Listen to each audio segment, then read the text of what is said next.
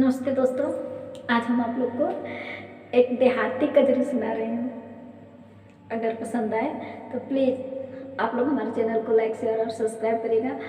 और प्लीज़ जो भी वीडियो देखे प्लीज़ आप लोग पूरा वीडियो देखिएगा।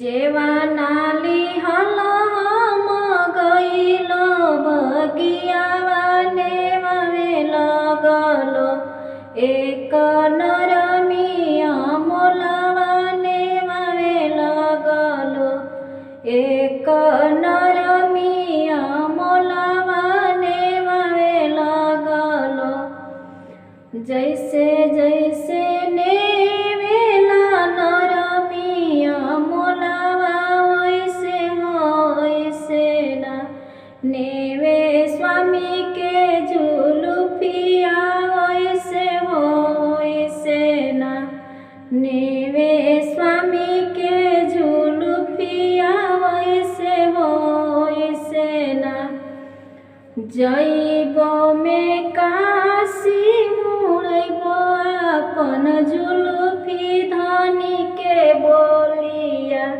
मोके साले